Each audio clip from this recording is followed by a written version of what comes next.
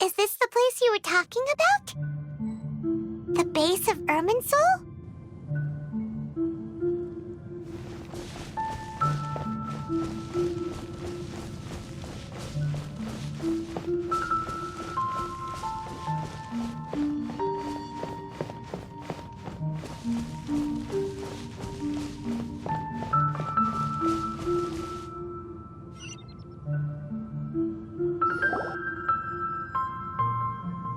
Well, this is the place.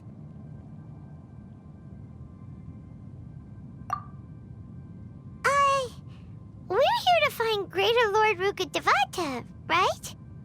But the one standing over there is... Is that... me? She looks exactly like me. Are you Greater Lord Rukkhadevata? Yes, that's me. Are you surprised by my appearance? Irminsul and the surrounding lands have been reproduced here as they were years ago. But this is just a realm of consciousness. We are manifestations of the same nature. Hence why we would appear exactly the same. We're of the same nature. Why? Because you are me, and I am you. You are me in the new samsara. The new samsara? As Greater Lord Rukkhadevata, I'm the avatar of Irminsul. And you are the purest branch snapped from Irminsul. Imagine it this way. Even if a tree dies, its branches will eventually take root and grow, continuing the tree's life in another form. I'm merely the remaining consciousness of Greater Lord Rukkhadevata. The real me has presumably died a long time ago.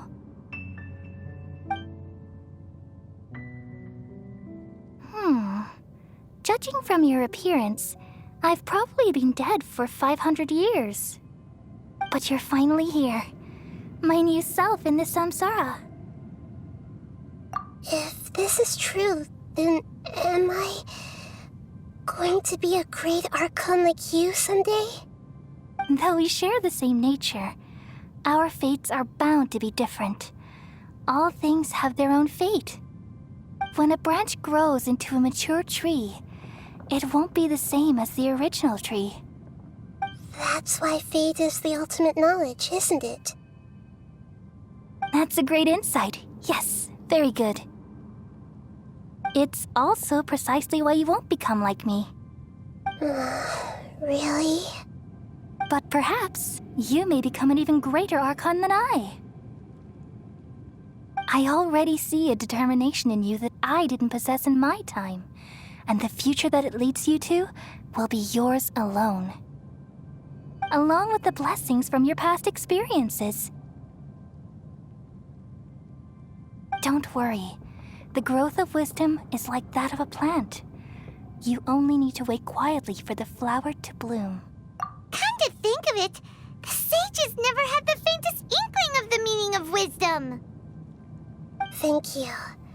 Nothing makes me happier than discovering that the Archon I always admired was in fact myself in another fate. It's so nice to speak with you, Greater Lord Rukkhadevata. I've always wanted to meet you. The feeling is mutual. From the moment I snapped the branch off Irminsul and created you, I've also looked forward to talking with you. Could you tell me why you wanted to create me? And what exactly happened when you died? Ah, I see. You're here seeking answers, right? Everything that day, even the sky itself, changed into a color like this. At that time, the seven were all summoned to the nation of Conria. Except for me. I had a more important task to attend to. I had to protect Irminsul. The disaster occurred together with the pollution of forbidden knowledge. At that very moment, with my consciousness connected to Irminsul, I sensed something was wrong. The pain started to torment my mind. By the time I reached Irminsul, it was already displaying signs of corruption. Had I not repelled the pollution of forbidden knowledge with King Deshret thousands of years ago, I might have felt even more hopeless and lost. So what exactly is forbidden knowledge? It's a kind of knowledge that doesn't belong to this world, and a form of truth that can't be understood. It came from the very bottom of the abyss. Even I could never understand it. The world is constantly rejecting it, leading to all kinds of bad phenomena. If we allow forbidden knowledge to pollute Irminsul, I'm afraid the entirety of Teyvat could fall apart. So, there's knowledge that even the God of Wisdom can't understand?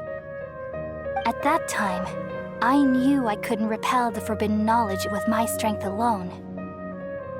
Which is why I created a device that compiled human wisdom and named it the Akasha. It's truly the world's most amazing invention. Thank you. For a long time, I thought dreams were the fruit of human wisdom. Though it was selfish to do so, I borrowed people's dreams using the Akasha. Then I compiled their wisdom and all of my own power. Well, did it work? Thanks to the wisdom of the people of Sumeru, almost all the forbidden knowledge was cleared from Irminsul. But things didn't go as smoothly as I thought. I had a terrible headache, which gave me an uneasy feeling. And then I remembered that my consciousness was also connected with Irminsul.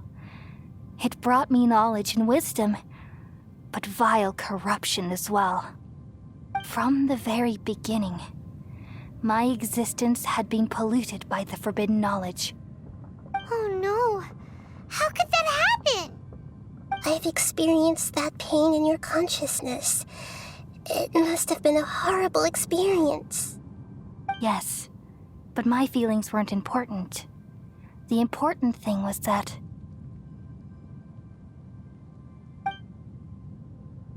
even if I died, my existence and everything related to me would continue to exist in Irminsul as memories and knowledge, meaning that the forbidden knowledge couldn't ever be permanently eradicated. And there's no way for me to eliminate myself. It would be a sort of paradox. So, I took the purest branch of Irminsul as my incarnation in the next samsara, and left a trail of clues, all in hopes that you would come here and remove me and my pollution from Irminsul forever. Wait, no, I can't. So you realize what that implies. You are very smart indeed. Irminsul has all the knowledge and memories of this world. And as you've realized just now, removing me from Irminsul means I essentially will never have existed in this world. But this is the only way to save Irminsul. People love you so much, and they've missed you so much over the past 500 years. I am exactly the same. So how can we just forget you like this? Is there really no other way?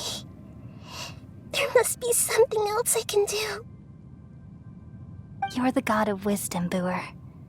You should know that there is no other way. But this is so cruel. I don't want to forget you.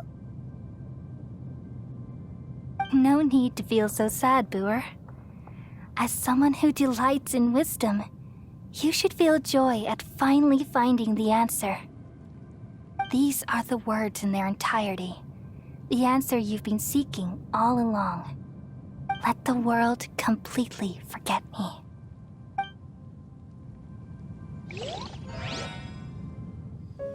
We all nestle under the great tree of wisdom, peering out to perceive the world.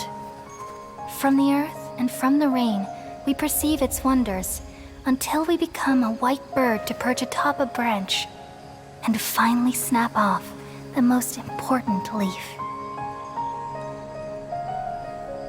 Once upon a time, I alone dreamed in this world. In my dreams, everybody would also dream after they fell asleep. Wild and wonderful thoughts would emerge from their minds. Some tumbled to the ground, and others floated to the sky, connecting all things in the world into one dazzling net. Among a plethora of worlds were numerous smaller worlds, all of fate, finding within the tapestry their brilliant glow. I gradually understood that these indescribable and constantly changing things are the most profound things in the world. Only they can completely repel the madness. Only dreams can awaken consciousness from the deepest darkness.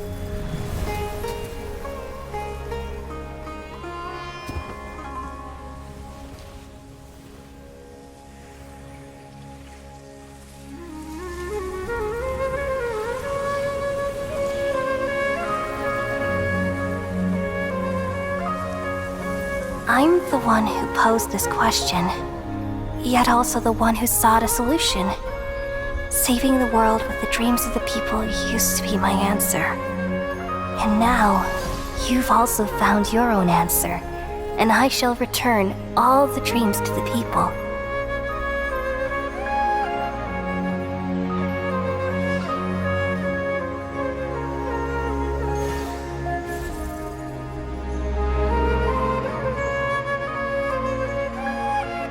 Goodbye, people of Sumeru.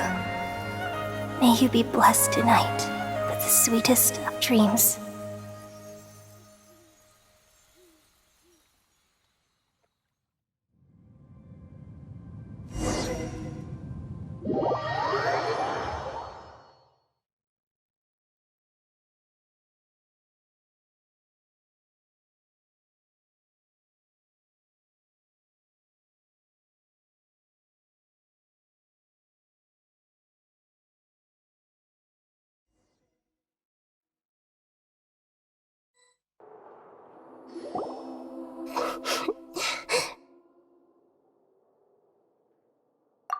I'm alright. I'm just a little confused. We've just saved the world, right? So why am I crying? I don't know where this feeling inside of me is coming from, but I feel very sad. Just now, we used the power of two gnosis to successfully connect with the Irminsul consciousness from 500 years ago. Then, we removed the remaining pollution from Irminsul. Yeah, what's wrong? Weren't you there just now?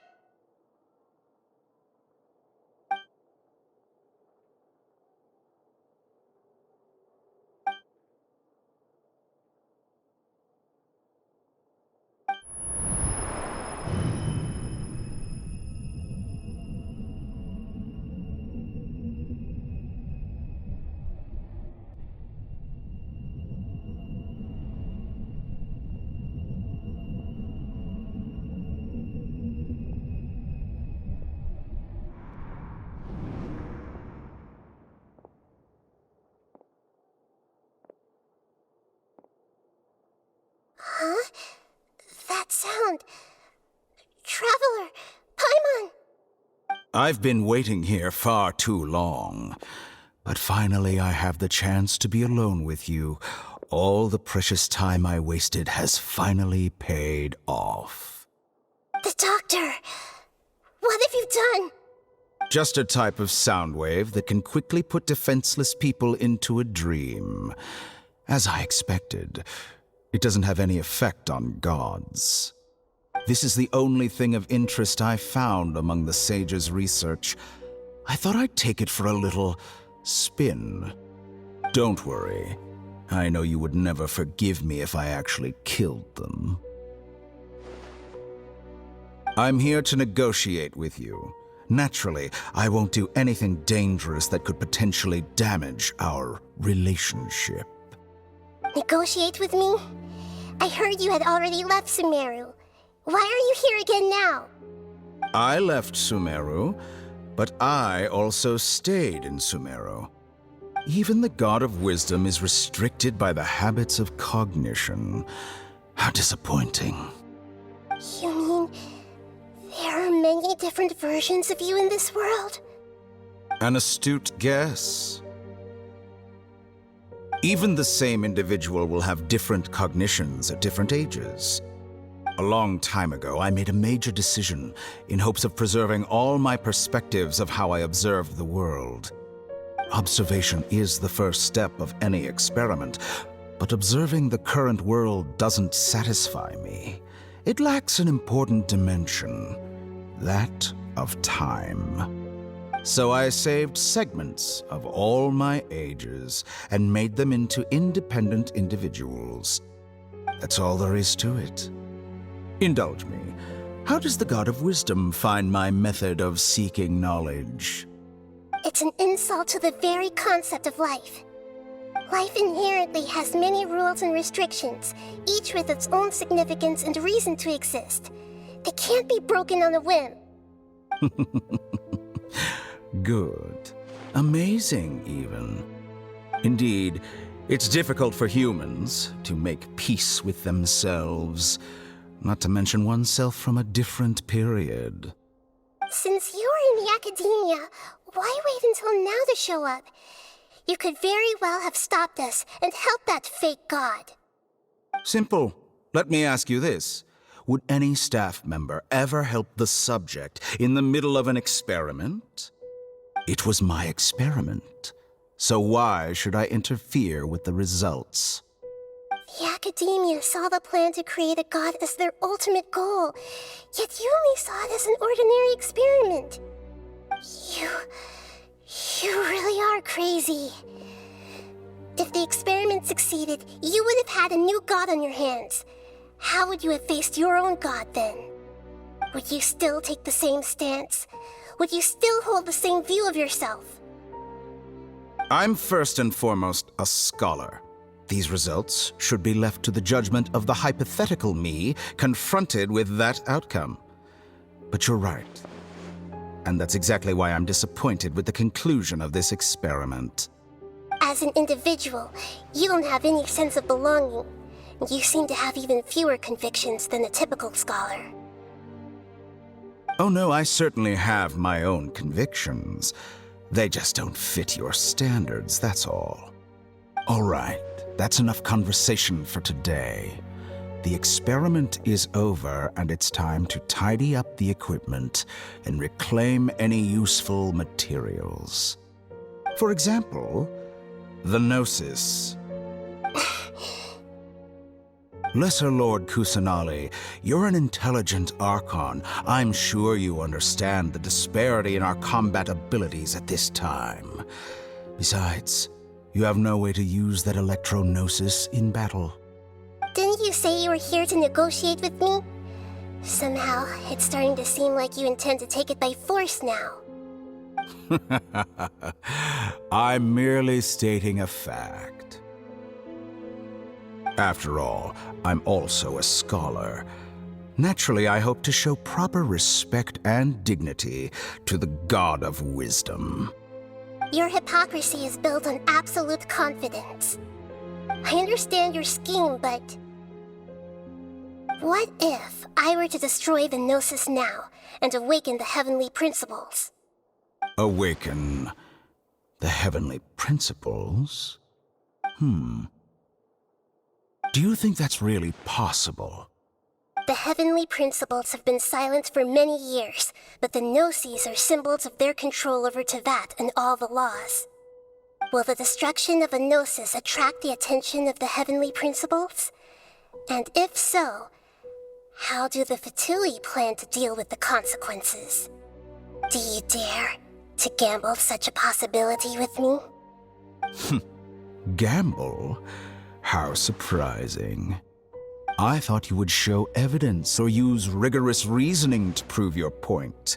The word gamble is the last thing I expected to hear from the god of wisdom. But this is a clever move. You must have seen through me when I first captured your consciousness. As a scholar, I respect all possibilities. This has always been my principle and is an essential trait as an experimenter. Indeed, I can't ignore this possibility. So tell me then, what are your conditions? This foreign gnosis will only lead to disaster if it stays in Sumeru. But this electro-gnosis is the prize I obtained after defeating one of your fellow harbingers. Now, as the one who initiated this cascade of events, shouldn't you pay the corresponding price? Price? Interesting. What price would you have me pay? How about erasing all your other segments? So this is how you wish to restrict me, the most threatening opponent of the Nation of Wisdom. What you request of me is like plucking out the eyes I have placed in the dimension of time. Segments are extraordinarily difficult to make. They require extremely rare resources and enormous amounts of time and effort, requiring me to destroy them all here and now. Bravo. A suitably wise decision on your part. Yes, how very interesting. Can I assume that you have long been wary of me? Among all the versions of me, this segment you see now is the most selfish. If it weren't me, your idea wouldn't have worked. What did you see when you were imprisoned? You were observing me, and that's how you know I've long grown tired of their doubts and endless arguments. Like you said, it's difficult to make peace with yourself. Being as smart as you are, have you managed to do that? I see. If you think all those versions of me are worth a gnosis, then deal. You sure didn't hesitate much. Is the relationship between all the versions of you really that bad? I don't think there's any need to dwell on that. The surplus versions of me can be exchanged for a gnosis. Do you think anyone can offer themselves at a higher price? Besides, with my abilities, it's only a matter of time until I find better perspectives. Perhaps it's best to say, you're just temporarily ahead. But what I'd like to know is, how can you be sure that I've really erased them? I can see your remaining honesty.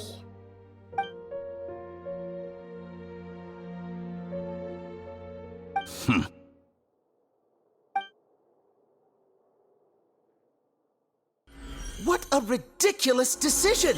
You can't be serious! How could I have been so short-sighted? You think this is the end? I'll have my revenge! You'll make this moment count.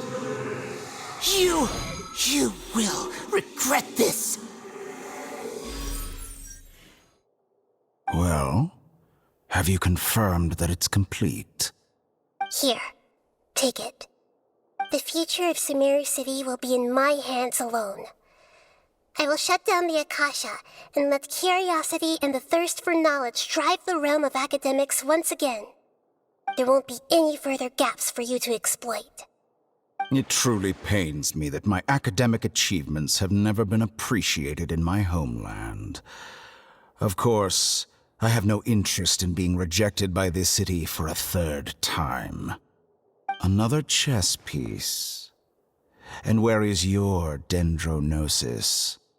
Don't be greedy, Harbinger of Snezhnaya. No, this is a different transaction. If you intend to turn off the Akasha anyway, then there's no further use for the Gnosis of Sumeru, is there? Besides, isn't it the Archon's duty to deliver what's desired of the Seeker? Oh, judging from your expression, you don't seem to find the idea very agreeable. Then let's think of it this way. Since you're the god of wisdom, how about I exchange some knowledge with you? People exchanging knowledge with the god of wisdom is the stuff of legends. Yet here you wish to exchange knowledge for the god of wisdom's property. Arrogant as that is, it has piqued my interest. Let me ask you, have you in all your mighty knowledge ever heard the rumor that the skies of Tevat are fake? Huh? That's the secret hidden by Irminsul concerning the truth of this world.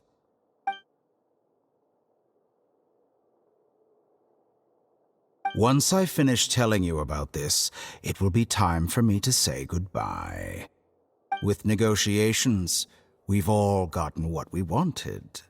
I'm very glad I got to meet you like this. Your arrogance may know no bounds, and convictions may mean nothing to you.